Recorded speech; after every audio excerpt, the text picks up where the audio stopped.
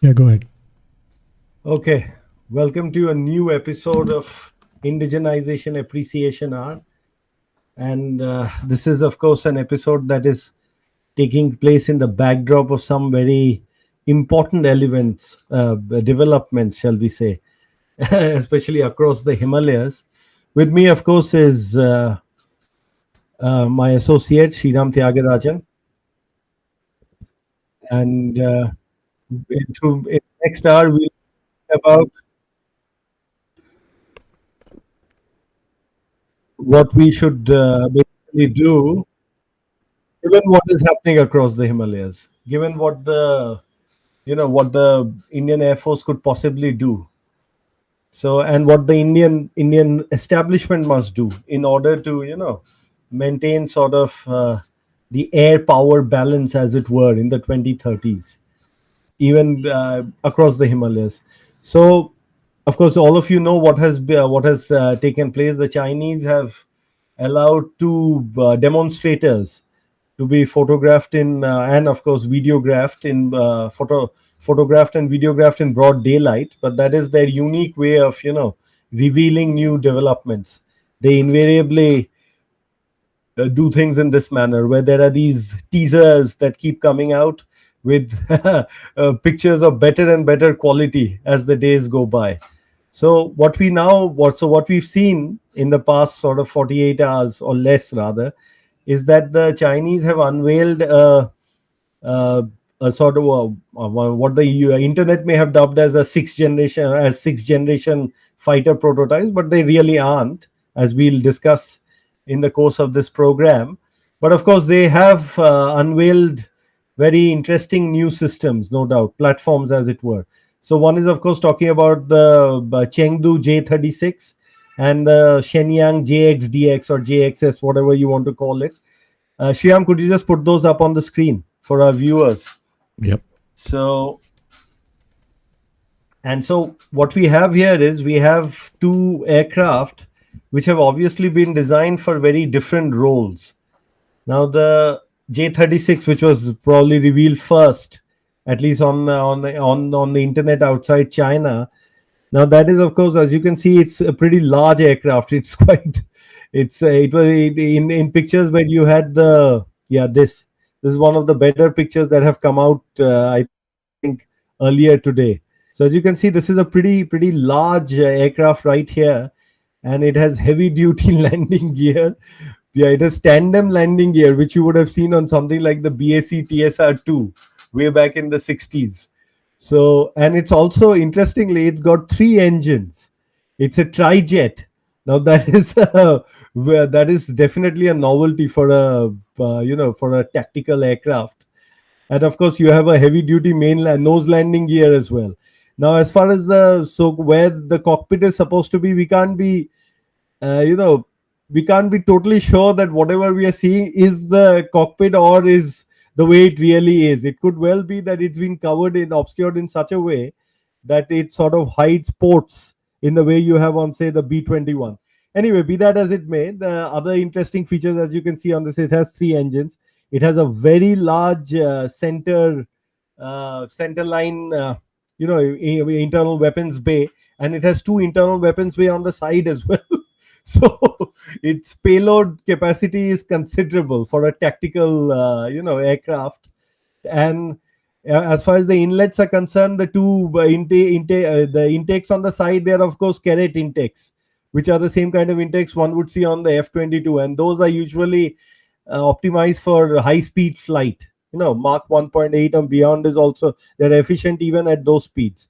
Now, and you as you can see, there are also towards the in the nose section, towards the as it tapers off towards the nose section, you see both these conformal arrays, as well as you see ports which are covered, which are probably IRST sort of ports over there.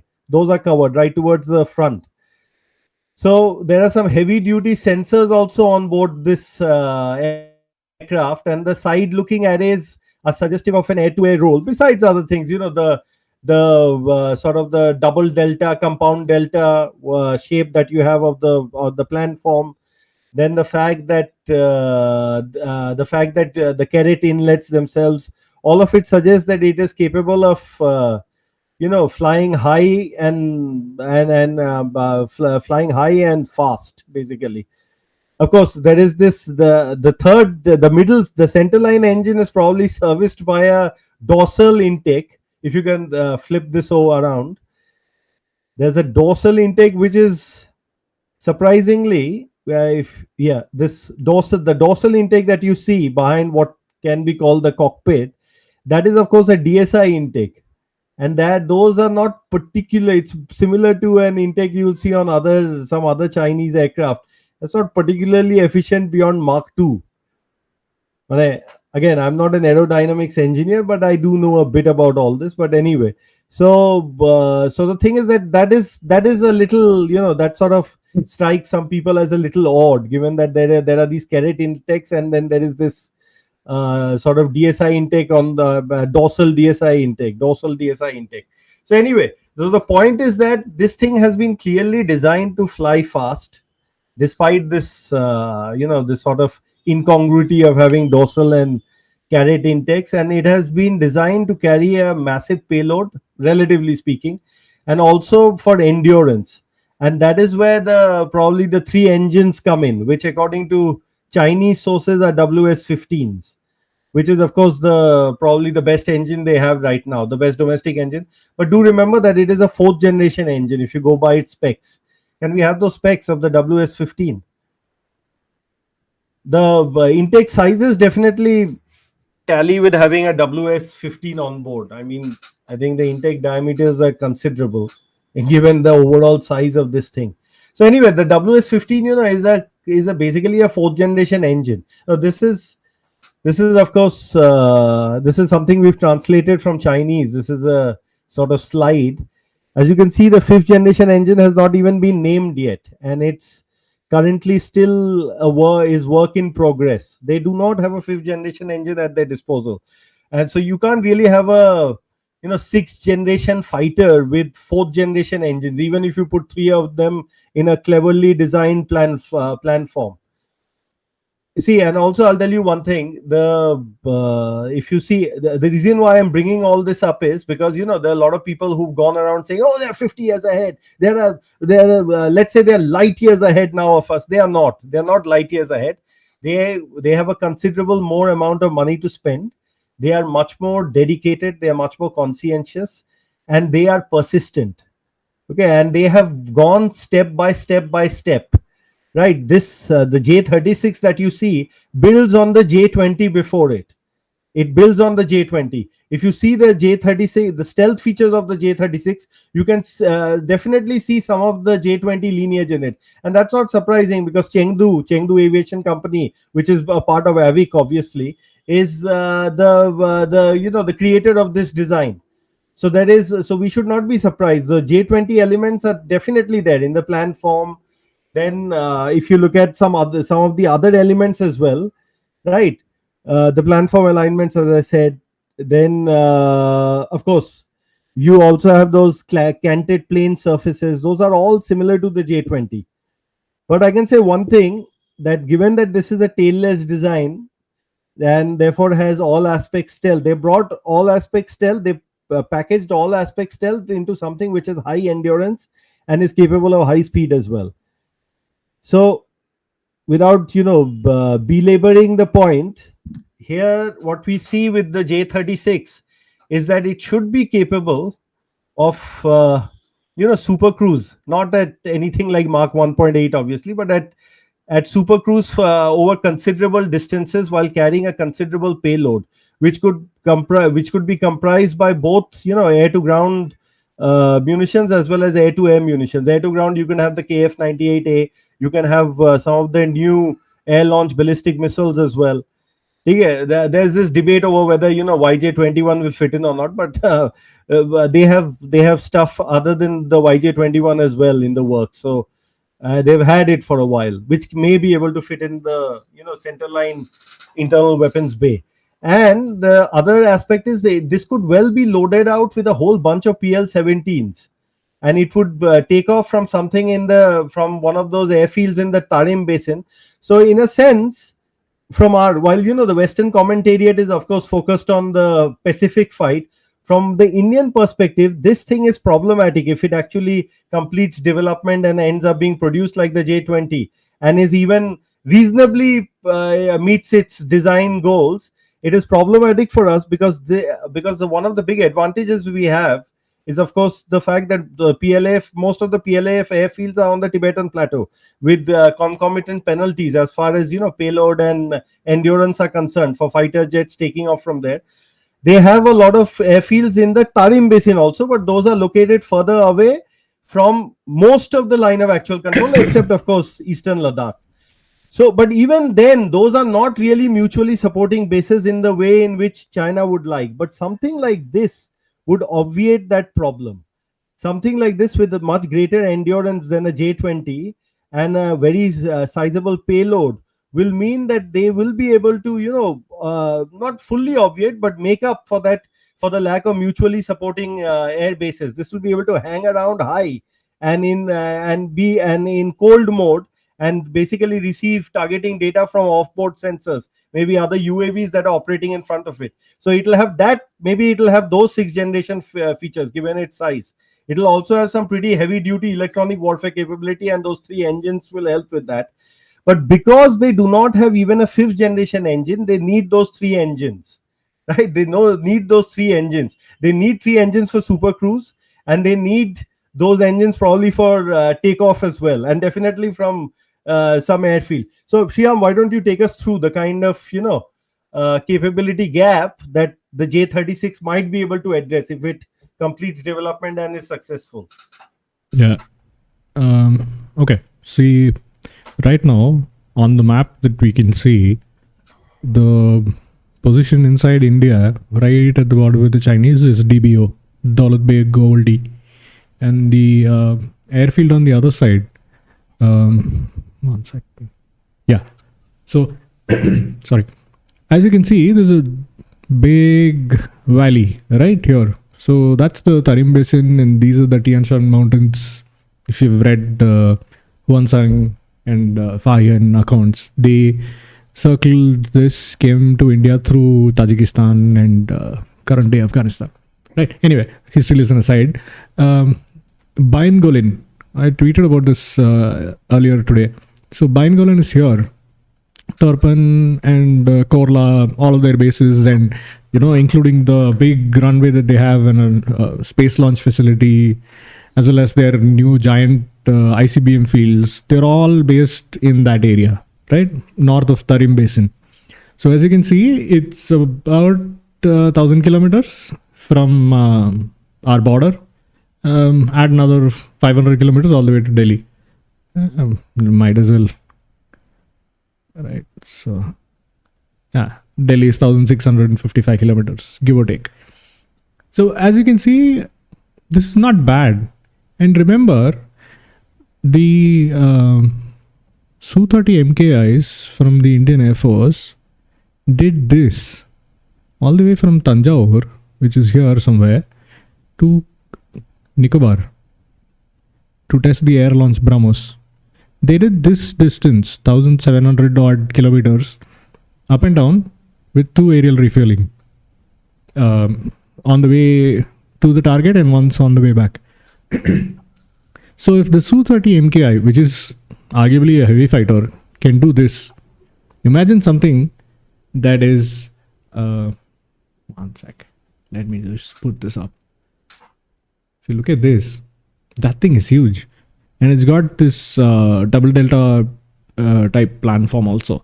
So the wing skin, maybe not as big, as much volume as a flying delta to carry as much internal fuel.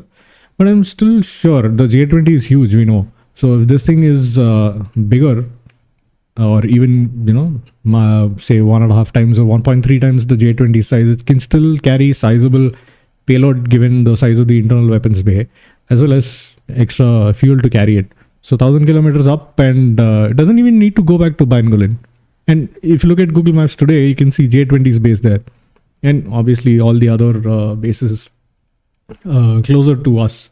But see, this is something that can be done, and I'm pretty sure the Chinese are not idiots who build platforms for each theater separately. So this thing probably can do the first few island chains on the Pacific side also. Invariably, whenever they develop something, it always goes to the east first and then gets populated everywhere, right? All of the bases. The J-20 happened like that. The J-10s happened like that. I'm pretty sure this will also be similar. Not just this, the other stealth platform that they showed today. So big internal volume for fuel, most likely, and we can see the huge internal weapons bay.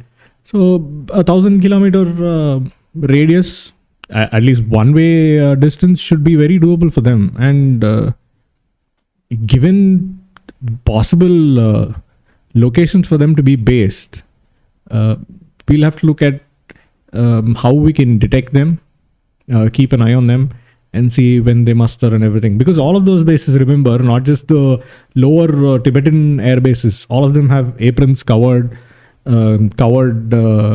facilities for helicopters, fighters, and I'm pretty sure something this big will need newer facilities. It'll get built very quickly. It's not like us, right? So I'm pretty sure it'll get built quickly. So threat wise, I mean, it depends again. The volume that they can build, when we will see them get inducted, when they'll eventually get to the Western command, theater, might take 10 years. If this is a prototype 1 or a prototype 2 that we're seeing today, I mean, if they're willing to get it photographed in daylight and show it to the world, I'm pretty sure it's undergone a few flights already.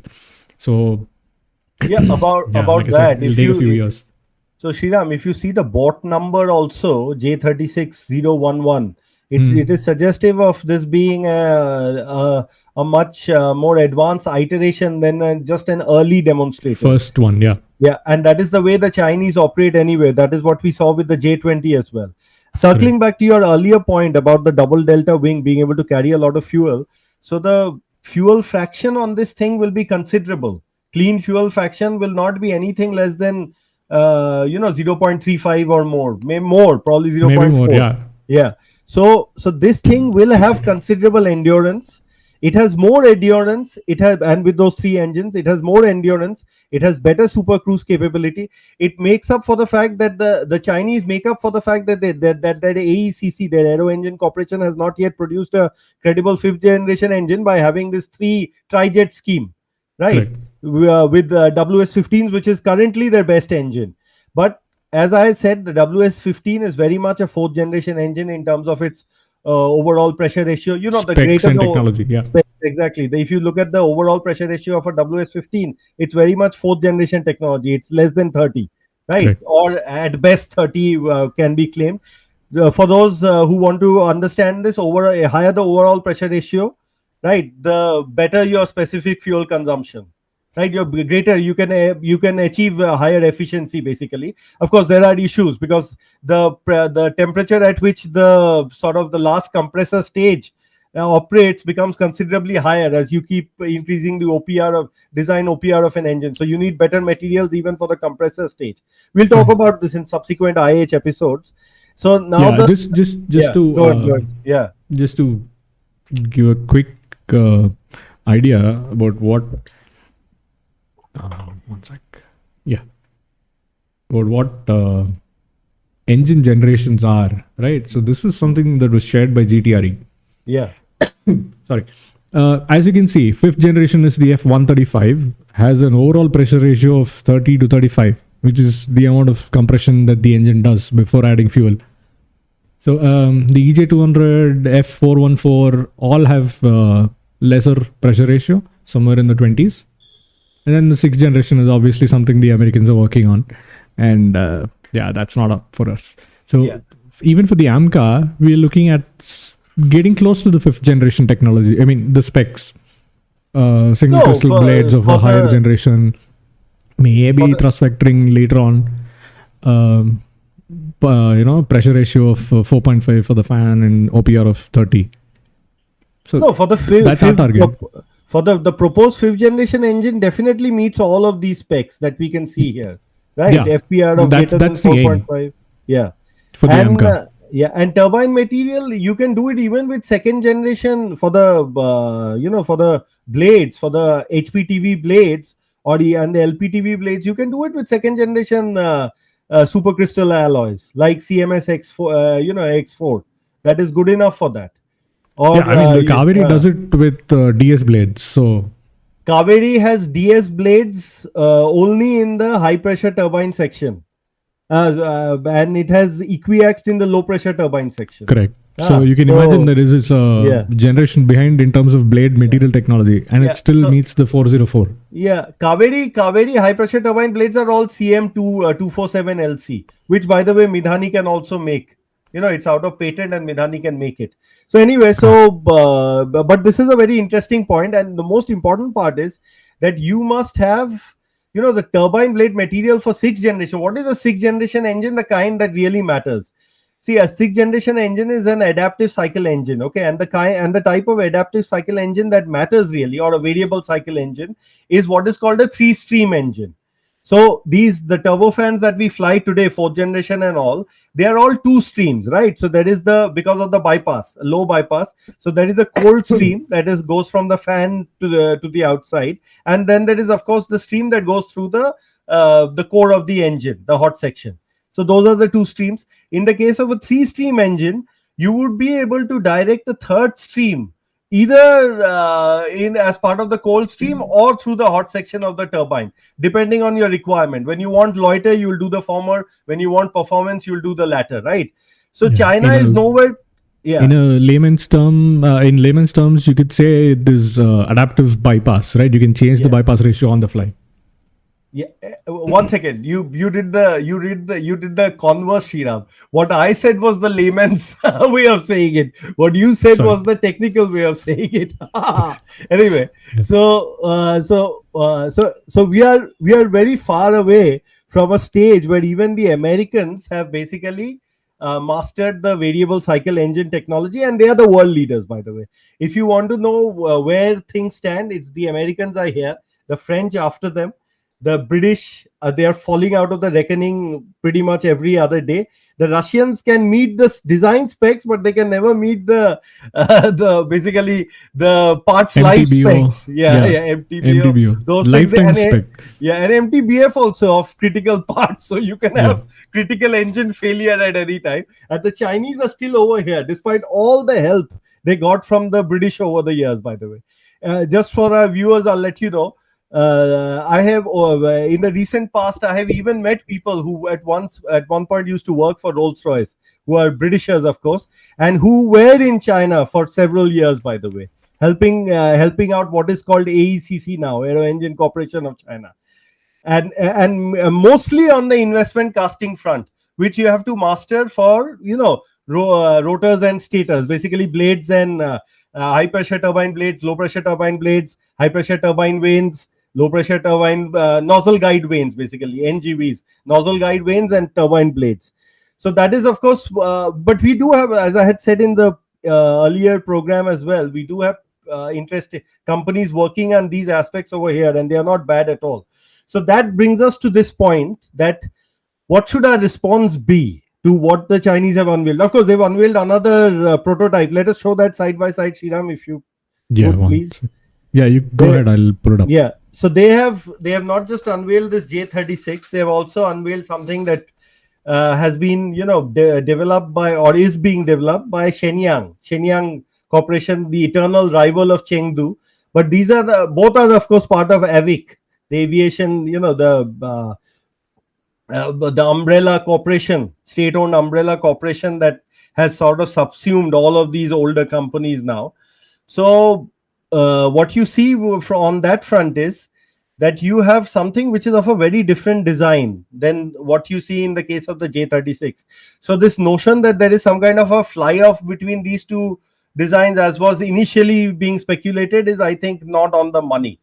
it is far more likely, as many Chinese sources on Weibo and other places are saying, that these are all part of a new family of large aircraft, large combat aircraft, which includes the so-called H-20 bomber as well from Xi'an, right? So which might be the so-called teapot to these teacups, and all of them can fly in a networked environment, and they will obviously operate with other sensors as well, flying sensors, ISR UAVs in particular, and they will all be able to act as motherships for close combat aircraft and other sort of for manned unmanned teaming purposes as well. Whether these prototypes are optionally manned or not, we can't say for sure at this moment. That is, of course, a sixth generation feature, what is generally considered a sixth generation feature. They do not have sixth generation engines. They are not capable of the kind of being efficient in all kinds of regimes. They are not. That's another sixth generation feature. Whether those ports, those large EOIR ports, whether they can also serve as sort of mirrors for may also have a directed energy weapon sort of house behind them. That we'll have to see. With three engines, you might be able to do something on that front. You can definitely power heavy duty EW. In the case of the Shenyang demonstrator, of course, I don't think the kind of EOTS that is hanging beneath the below the nose is going to house any kind of directed energy weapon or anything. I think that is for sensing purposes only. So the I still can't see that Shenyang demonstrator picture. Yeah, I'm not able to put it up, but yeah. Okay, go ahead. let me try putting it up Yeah, from my please. end then, right? So just a second. Just bear with me for a second. Yeah, The reason while Saurav does yeah, that, yeah, let me just go ahead. answer a couple of questions. Yeah, answer them. This is the spaceship in some God knows some other galaxy. I'm trying to get away from Indian defense procurement.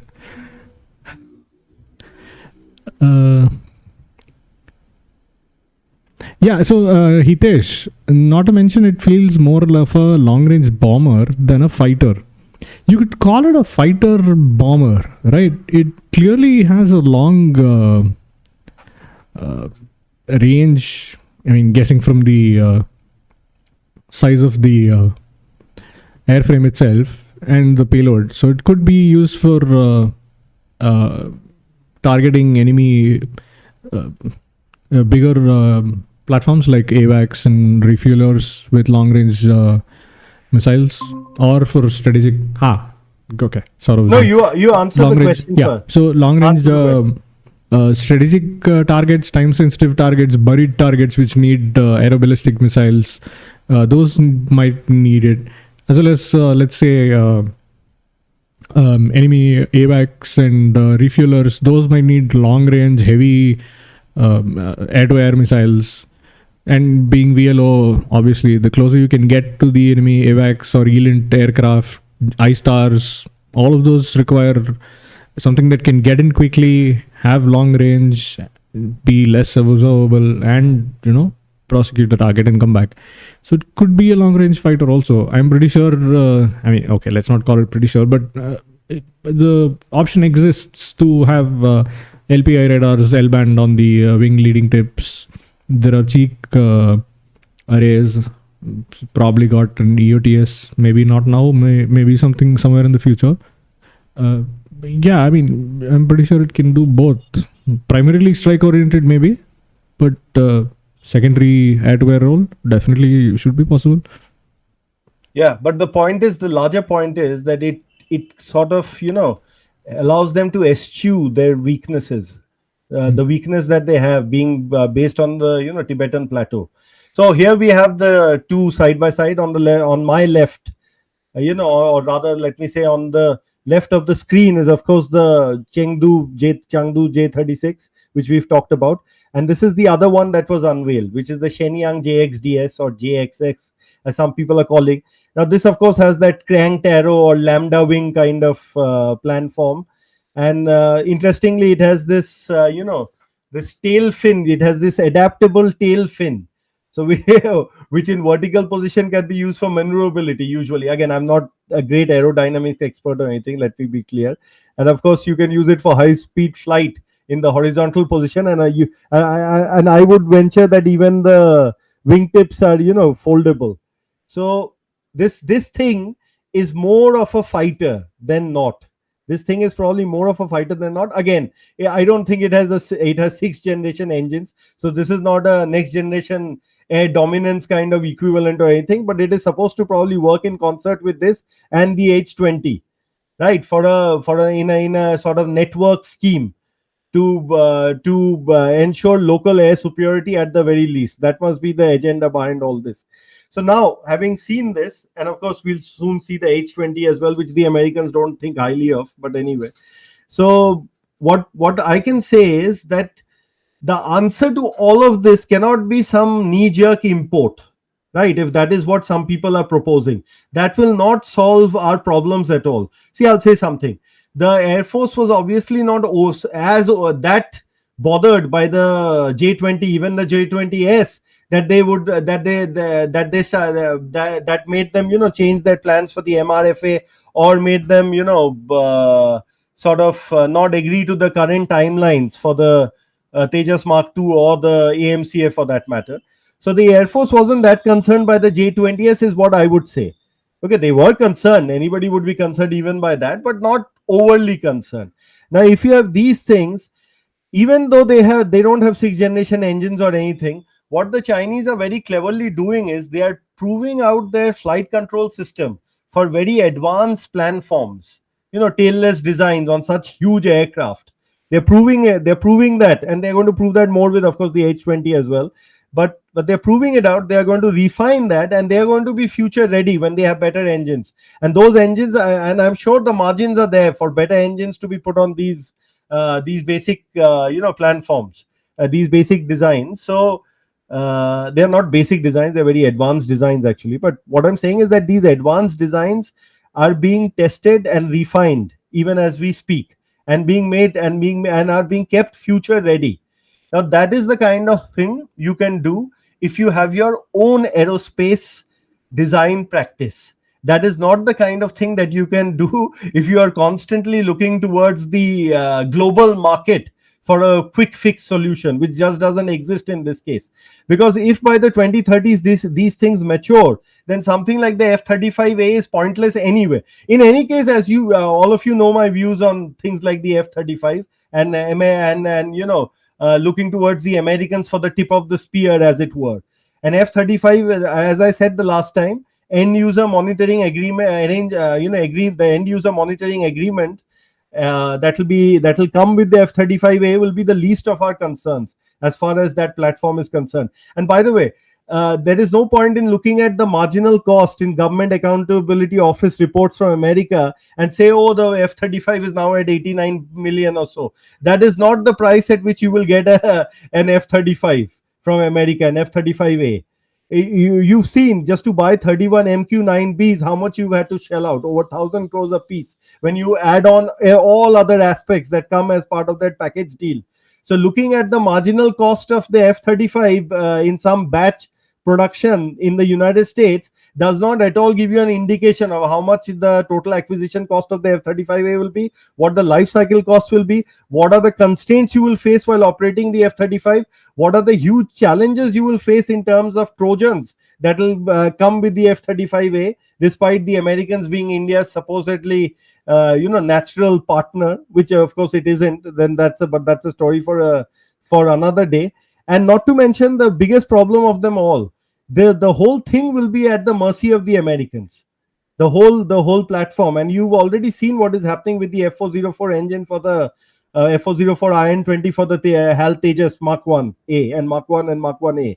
So about that, let me just, as an aside, let me just tell you, till date, if you go by GE's website, India has basically been able to procure 75 F-404 IN-20s, right? And so you can imagine why HAL is not being able to deliver any new Tejas Mark 1A just like that. Because the number of Tejas that have been built over the years, which have used not just the F2J3 but the IN-20 also, is considerable. It's, there's several, or you have 40 right there. I mean, not all of the 40 have still been delivered, but at least 40 are consumed by the Mark 1 production lot itself. Then there are the demonstrators that came before that, then some, and the LSPs as well. So you have very few engines actually lying around, because as you know, any even of when you talk about a fourth generation engine, any plane, any single engine plane using fourth generation engines will use at least 3 to 3.5, 3 actually up to 3.5 of them in the course of its operating life cycle. So what you're basically seeing now is that the first Mark 1As will be delivered by HAL with engines that were used for development and older orders, to service older orders, which is why they are being called category B engines and all that. So anyway, And so yeah, to yeah, add go to ahead, go it, ahead, go ahead. see Yeah, the F-35 is pretty much a black box, right? So even yeah, the Brits, who are supposedly founding contributors to the F-35 program, yeah, are finding it difficult to make changes on their own, get access to a lot of data, because it has to go back to the US and then they have to ask the Americans for it. There were quite a few articles recently saying, despite us being, joint founding partners and put in so much money, uh, just to get access to our own data from our own fighters, we are having to go back to the Americans. And everything is a black box. You can't touch this, you can't touch that, all of that. Now, if that is the case for the Brits, who are like pally pally with the Americans, imagine the case for us. Another thing is, the IAF, rightly so, prides itself on doing the Darren upgrades and keeping a lot of fighters flying, including the MiG 21s. Yes, I mean, they've done a great job keeping their aircraft flying despite the lack of induction. And remember, when it gets old, spares become a problem. The Indian Air Force is hawking M53 engine parts in Aero India and Defense Expo, saying, somebody please make these parts for us. Now, if it's an imported aircraft, that is a and it's a Mirage generation 2000 minus one, engine. right? Yeah, Mirage 2000 engine, right? So Yeah. if you have a generation minus one platform, and the OEM country has moved on, then their entire supply chain has moved on to the next product. So getting spares for your previous generation engine that you're sticking on to for whatever reason is now a major headache. So which is why there was so many searches and reaching out to countries which have used the Mirage 2000 and have now moved on to the Rafale, because we are desperate for a lot of key parts that are no longer in production, because all the French OEM suppliers have now moved on to the M88. And if we buy the Rafale today and the French start giving away a lot of their Rafales to chota mota countries, Algeria, Morocco, whoever, in 20 years' time, if you still hold on to the Rafale and they've moved on to the FCAS, remember the French are single country, and they most likely cannot afford two platforms at the same time. The Rafale Marine and the Superintendent is a different issue.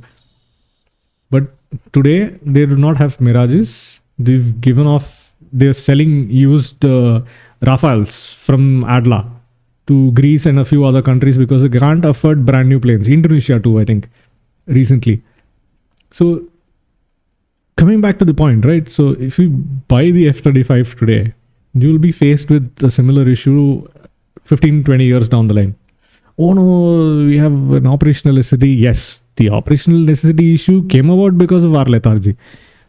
Another day. Yeah. So the thing is, as you clearly pointed out, so and the worst part is that because the number of the sheer volume of parts and components that you want for the M53 pool that you have is not very high. You get these very lackluster responses to EOIs anyway, even from companies that may have the capability to give you what you want. So you mentioned the FCAS. Now, whether it be the FCAS or whether it be GCAP, FCAS is of course the French program to develop a new sixth generation fighter. GCAP is the Tempest program. GCAP is of course the UK led program. None of them make sense for India at all. Okay. If the PAC FA, if the FGFA program with Russia, where India was an actual equal partner, did not make sense at the end of the day, you can forget about these programs making a sense, where others will be leading project definition requirements. Okay, and in any case, these things are not likely to see light of day so easily, because of the fiscal constraints that all of these countries face. We'll go into, maybe I don't want to waste a lot of time on this, but suffice it to say, neither will you get what you want, neither will they be particularly successful. So, but the thing is that, as you rightly pointed out, France always wants to play in the big league, but no longer has an economy, or actually some people claim it never had an economy, to rub shoulders with America in places where it counts. France has a nuclear powered aircraft carrier. Of course, it just has one, and it's going to, and then through the Pang program, it's going to get another. But it has both it has a 4.5 generation land based fighter, and of course a marinized version of that fighter as well. And it has in the Mega Joule facility, it has a laser inertial fusion facility, which is the equivalent to the national ignition facility of America. So it has always tried to keep pace, but it cannot keep pace forever with the kind of economy it has. Importantly, it doesn't have an engine beyond the M88 at the moment, right? The M88 is a fourth generation engine. If you look at the kind of performance it delivers with even a mass flow of 65 kg per second, that's considerable. So in fact, coming to what we should do is, we should definitely explore engine collaboration with the French. We are in talks with the British and the Americans also. Let's see if F414 comes through, but it will not provide a baseline for future developments, unlike what people think. We may explore that in another subsequent program. But suffice it to say, what you're getting as part of the so-called 80% TOT is nothing that is going to make you ready to produce a fifth generation engine, really. In fact, many of those things already exist over here, distributed amongst various companies, not under a single engine house or anything. Anyway, that's a different matter. Yeah. And you have the British. The British are, of course, collaborating with DRDO on specific engine-related issues. There's no point in going into the details of that. So they are not ruled out a priori. But remember one thing: except we don't have anywhere near the level of trust with the British that we have with the French or the Russians, right? And given that the British are very much part of the Five Eyes, I don't think they are front runners for something like this at all. So the bottom line is, if we need to collaborate with anybody, we should collaborate only on the engine front, not on the platform overall system or platform front. We should collaborate on the main subsystem front, which is the engine, which is the Achilles heel of India, basically. And there can be no real Swadeshi, there can be no real independence without having your own propulsive capability across the board. And I'm not just talking about aero engines, although that is the so-called pinnacle of manufacturing, but having your own diesel engines for prime movers for ground-based systems, having gas turbines for ships as well. Of course, if you crack aero engines, you'll get those gas turbines for marine gas turbines as well. So the one thing that we need to do is, this is the time when we need to embark on the development of a fifth generation engine. And if it turns out that even the French are not really willing to give us what we want at all, and are asking some unobtainium price, do it yourself. That is the way to go. We have the capabilities. I don't know whether our viewers remember this or not. In 2006, while we know about the Safran audit that was done on the Kaveri in 2017, which said that yes, you can create flight-worthy prototypes on this baseline, there was, in 2006, GE also did some reviews of the Kaveri baseline, and they were actually impressed with the kind of fourth generation engine India had come up with. 2005-6, it was reported in the press also, right? So India has always had the talent. As we speak, there are people from GTRE who have worked on the Kaveri who are being absorbed by General Electric, as Sriram would tell you.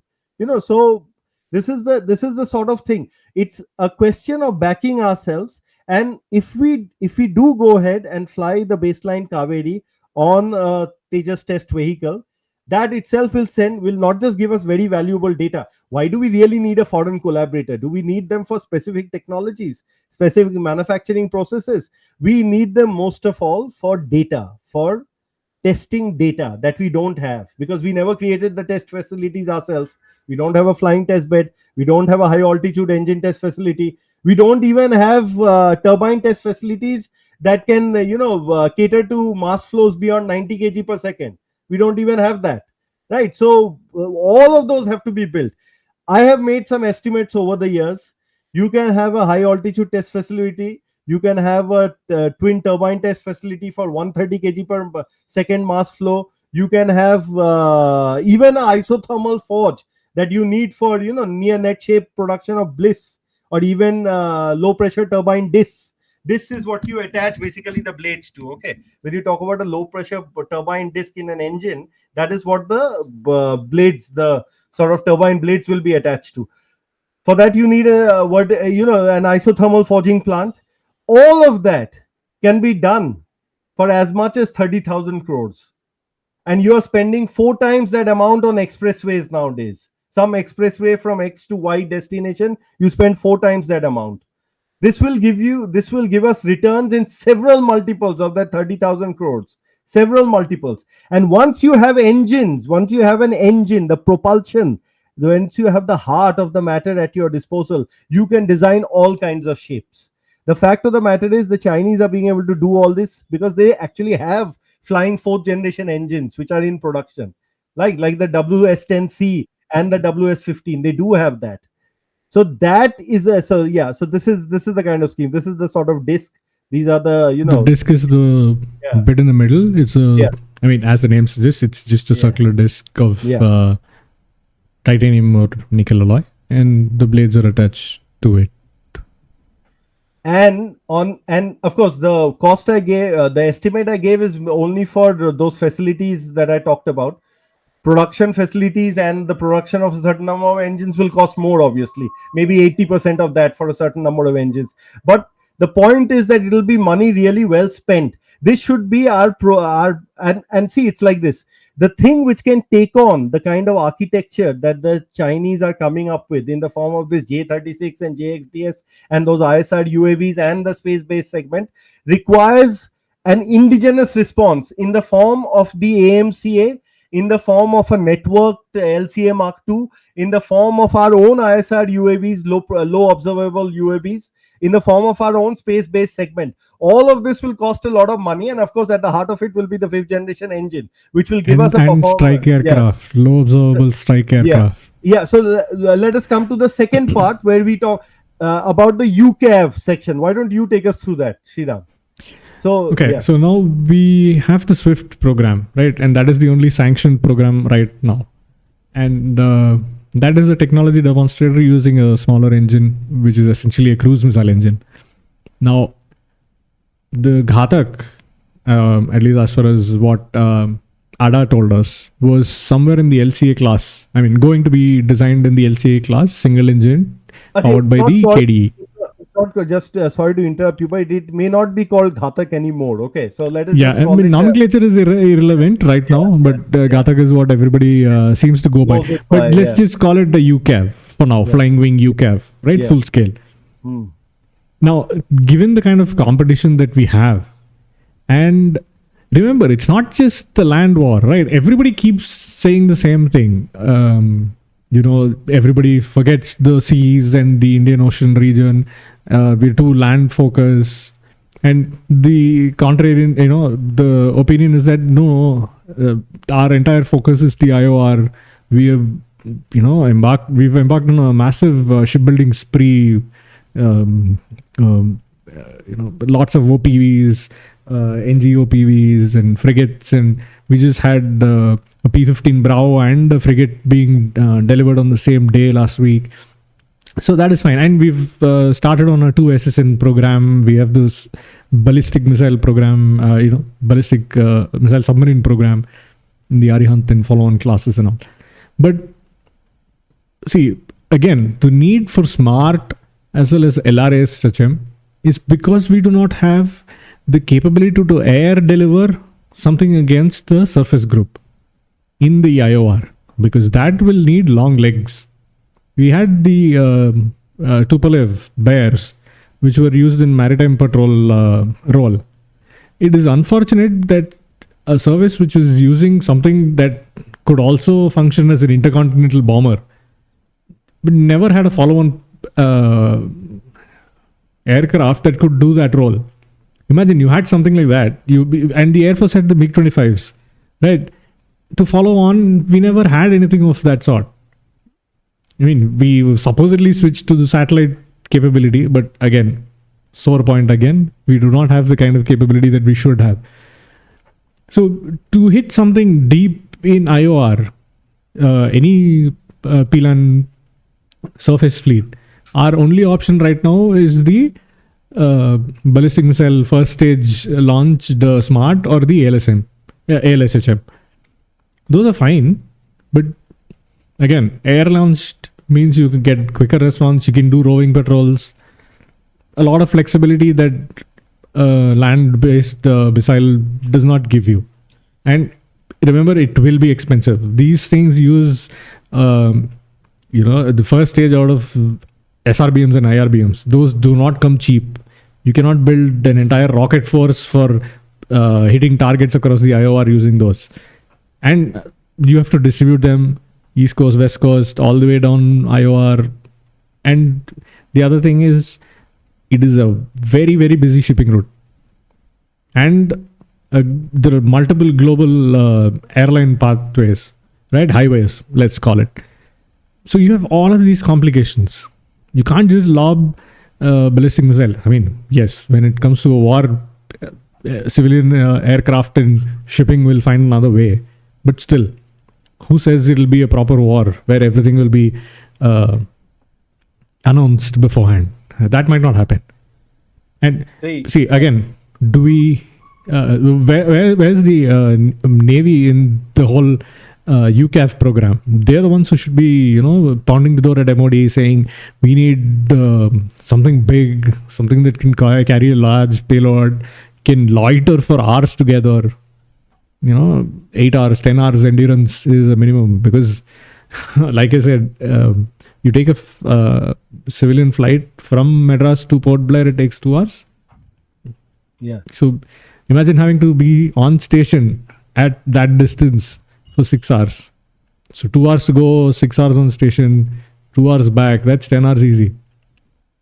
So you need something big that can carry a lot of fuel, a lot of payload. Imagine having, the Chinese are showing us what you can do when you have suboptimal components to play with, right? Nobody's really built anything with 3 engines significantly, right? They've had proper engines, they've put 4 in the B2, and it worked beautifully. Nobody says, let's just put one more engine in the middle. They found a way. So we also have to find a way. Doesn't matter if it looks ugly, right? Doesn't matter what color the mouse is, the cat is, as long as it catches mice. Lockheed Martin TriStar was the tri-jet you had. Anyway, you can use the McDonnell Douglas MD-80 with the engine in the tail fin. But one thing is there, what you pointed out is important. While the Su-30 MKI equipped with the BrahMos gives us a certain capability, and the Rafale with the Storm Shadow, the kind of persistent capability that you outlined requires new airframes, new platforms. And so that UCAV, that flying wing UCAV, that has to be progressed with the Kaveri derivative engine. Kaveri derivative engine may be ready or being close to ready. I'm sure it will do well in the higher, on the flying test bed also in Russia, where it might be headed. But the platform has to be ready as well. Right now, we only have the Swift. The larger platform, which will be a certain number of tons, much heavier, which will be equipped with the KDE, needs to be sanctioned. And because once we prove, because that will be our entry into the tailless space, the real entry into, a space where there are no vertical stabilizers, etc. So, etc. And that can provide the basis for a 4-engine flying wing design in the future, which can serve some of these persistent be used for some of these persistence demanding roles that you just outlined. So that is the other thing that we need to now hasten, that the Indian Air Force needs to now really push. It needs to be pushed big time, and the Navy needs to push it. In fact, the Navy probably needs to push that more than the TED-BF, like you said. So we already have 2 things that the Indian establishment should definitely do. One is get serious, make the 5th generation engine effort a budget item. I look forward to seeing the finance minister announce it during her budget speech. Anyway, that's something I am saying. Okay, and push the UCAV development project with the KDE. And the third thing that has to be done, given the capriciousness that America is showing, is that we need to now embark on a Kaveri 2. Okay, a Kaveri 2. The old Kaveri design has seen its problems being fixed, especially on the flutter side, the afterburner screech side. In the next episode we'll go into details of that. But these have all been fixed as far as the old, even the baseline Kaveri is concerned. Casing treatment was one of the main tools, or rather one of the main approaches used to fix the flutter problem, apart from redesign, of course, of blades and all. And of course, then you had the compressor problems, where compressor stall issues were also rectified. You had modifications to the root attachments, so on and so forth. Anyway, I had said I'll write an article on it. I'll go into the details. So the thing is that with a better core and the kind of high IDCL fans that are available to India now, and the fact that afterburner issues have also been solved, we can come up with a 98 kilonewton engine in this decade, which will maybe not have the same parts life as the F4104, but will be a good contingency plan, and we need to embark on that now. That is what it'll be our own. It'll be absolutely our own, and it'll make sure that even the first 40 or odd AMCAs can be powered by that. The AMCA will not be able to super cruise people remember, sorry to interrupt, but if people remember, there was the very specific taunt, what 7-8 years, until 7-8 years, maybe even 5 years ago, that the two main parts of the LCA, which is the nose, the radar, and the tail, the engine, are both imported. So what good is your indigenous fighter? Now the nose is ready. It's only the tail that needs to get ready. And GTR is confident that they can do it in 5 years, provided they get the support. And compared to the baseline Kaveri, we've progressed in a lot of places, be it aerodynamics, be it materials, compute, all of those areas. So we should be able to get an F414 equivalent into the LCA within 10 years, including certification. We should. Whether we are able to do it and all, leave that question aside. We should. Because, like Saurav said earlier, a fighter will use multiple sets of engines throughout its life. Right now, brand new, the LCA uses the F404. But in 10-15 years, when it needs new engines, we should have our own engines that the LCA can use. It's not that once you buy the GE engines and that's it. Right? In 10-15 years, we will need engines. Like take the Su-30 MKI, for example. The MOD just signed a deal with HAL for brand new engines, right? So that is how fighters go through engines, and we should have our own, at least, if not on the first run, at least the next one. And given that we're going to buy another 97 of the Mark 1As, we should definitely have our own engines. And couple of quick questions. Let's go to questions. Nitesh and user X A101, thank you so much for your contribution. We run entirely on contributions and of our wonderful viewers as well as our own. So we're very grateful for any contribution that you make. So thank you again. Nitesh's question was, in our theatre of operations, where would MKI with Virupaksha GAN ASA and the Astra Mark II stand a chance? I would say, from what I've heard with talking to people, is that the ASA on the MKI will be like a mini AWACS. That thing can see far. And you have to realize that a lot of our specs, when they're put out, you have to give them a certain factor, different multiply, and guesstimate the actual performance. So this is true when it comes to missiles. This is true when it comes to radars also. And when you put them both together, you can imagine, right? And even for the Chinese PL-15 missiles, they have put up signboards with their true range claims. So ours will be definitely on par, and after that, it's up to the users, right? Yeah. You have tactics, uh, strategy, all of that. So that is up to the user. That is where the IF has done remarkably well over the decades. I'm sure they'll find the best way to optimally utilize whatever these guys give them. And as So far as capability goes, I've heard it's excellent. so that And brings us to remember, the the yeah. Go ahead. baseline Uttam is as good as the RB2 on the Rafale, right? Um, SWAT, give or take a few. But as far as pure performance goes, it's on par with the RB2. Yeah, And and especially the RB2E that will be and is better than that actually. Ah, on so the Rafale that the Indian Air Force yeah, uses. yeah. So And that's the fourth point, right? yeah, Yeah, go one ahead. more What were question. you saying? One Yeah, more yeah. question. No, I'll just add to what you said. Ha, One yeah, go thing. ahead. The fourth thing that the Indian Air Force obviously needs to do is induct indigenous munitions in bulk, not 100 here and 200 there, but really tank up for a major war.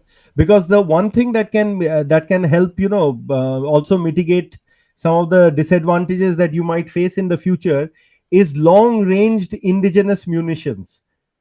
Okay, India, thanks to the integrated guided missile development program and the continuity of the program and the programs that branched out of it, India is a missile power, right, and the munitions power also, and that is what you need to really leverage while you try to catch up with China on on the aviation front. So in the years ahead, India has to bank on its existing strengths and take them to their logical conclusion to even things out, even as even as it works on a symmetric response. It cannot be just a purely symmetric response, right? Anyway, let's go to the next question. Yeah, sir, when can we expect Onera like facilities? If it is sanctioned within 2 years. It can be done quickly, like Saurav says. The question is, I would say we need, our defense R&D budget is about 5% of the entire defense budget. And the defense budget itself is the single largest spending that GOI does. So there is not a lot of leeway to increase the defense budget. So there has to be some creative way of finding money to fund all of these high budget infrastructure needs that we have. Unless the finance minister finds some way to do it, it will be very difficult to do it within the R&D budget. There has to be some initiative, some vision from the Prime Minister's office and the finance ministry, because without financial support, this will not happen, because every single facility is hundreds of crores of rupees. And every year we delay, the cost goes up. And remember, a lot of these facilities can be set up using predominantly Indian companies with some help from abroad, from facilities which have already set up in Europe or US, anywhere, even the Russians, for example. Our wind tunnels, the hypersonic wind tunnels, have been set up by companies like L&T and Tata, with obviously foreign help. Yeah, but that foreign help is forthcoming, so it's not going to be a problem. Yeah. The money if also. they realize that you're going to do it on your own anyway, even if you have to struggle for a couple of years extra, then they will come forward and take the money. You will not have to struggle. These things are available now for the right amount, right? To India they most certainly are, except of course certain things from America. Those will never be available, but that's a different matter. The fifth thing that the Indian Air Force must do, and this is something that is obvious to everybody, is create an integrated air and missile defense architecture that is relevant to the kind of threats we are going to face, which means great induction of better indigenous counter stealth radars, low band radars, VHF radars, etc. ESM sensors, electronic support measure sensors, much more advanced versions of what the Ukrainians had unveiled at one time, called the Kolchuga ESM system, basically. So to beat, wide band, broad, wide band, all aspect stealth vehicles, you will need a different kind of architecture, much more dense architecture with much more advanced systems, greater networking capability, and greater computing capability as well. So, having a country with by having the current setup where you are going to add another 40 or 42 petaflops next year, and that's just in the civilian on the civilian side, it's not going to work. You need something else now for very heavy duty stuff that's going to come. And you also need quantum sensing capabilities, especially for space based threats in the future. So Project Kusha, which is basically going to develop S400 and S400 plus equivalents, that has to be a sort of a core national project. Of course, it's being progressed by DRDO, and I'm sure it's going to yield, because you see, you have that pedigree in missile development. So leverage that, leverage all the stuff, and perhaps you can show those images, Sriram, of the some of the images which were released on the sidelines of the event that celebrated the 1,000th blowdown at the hypersonic wind tunnel Yeah, in let's in just the let's APJ just Abdul leave that Kalam for now. Marathon. Leave that. Oh, we don't have that, is it? No, Okay. Anyway, that can be another because it was episode. broadcast on DD. Okay. Anyway, let's go with the last question for the day. Okay. Let me see. Oh, by the way, a comment. Naval Pandey, loving the effort put in the production of the show. Slides, crisp sound, amazing. Thank you so much. It's been, learning on the job kinds for us, but thank you so much for your support. What do you make? Okay, no support from the government. Yes, the government is trying to juggle many things. So lack of support, especially financial, is understandable, even if not condonable. How realistic will focusing on the AMCA alone with Rafales to bolster immediate fleet strength work against emerging neighborhood 5th gen threats? Rafale can be an answer only if it comes as part of a package deal with the French, where there is a deep aerospace alliance with them on the engine front. Whoever, this whole MRFA should not be driven by ASR requirements, in my view. It should be driven by industrial requirements. Whoever will meet India's industrial requirements on the aerospace front should be the winner. And given what I have seen over the years, America definitely will not be that collaborator, because they're not even delivering F404s on time. So I mean, Lynn, Massachusetts is going to become a dirty term in the future in India. For those who came late, Lynn, Massachusetts is where the F404 plant is located, by the way, for final assembly. So anyway, so that's the, Lynn in Massachusetts. So Okay, one the, final question. Yeah. Contribution from Rishabh also. Thank you, Rishabh, again. Very generous. Thank you so much. DDR did an interview on the UAV with ADE chief, not ADA, Mr. Dilip. What is the status of the Why Archer Dilip? NG? Is fabrication done, flying? And update on the Tapas. We will get you an update on all of these questions in about a week's time. Maybe not a week, I would say a couple of weeks, right? There's a conference that we will attend, and we will hopefully get answers for all of this, and we will come back and do an IH using and tell you what we learned. I hope you can wait for a couple of weeks. We are still waiting, and see, there's this thing where if a program succeeds or it's really struggling, news dries up. So we don't know which is which. So we'll just have to wait and find out what it is. And once we know what it is, then we'll definitely share it with you. I hope for a couple of weeks. So on that note, we have to conclude this edition of Indigenization Appreciation Hour. I hope all of you got something out of it and understood the critical issues at stake, given recent developments. As always, there is no substitute to persistence and hard work and self-reliance. If you think that there are, then you might as well be my guest, really. So on that note, Jai Hind. See you the next time. Thank you. Bye-bye.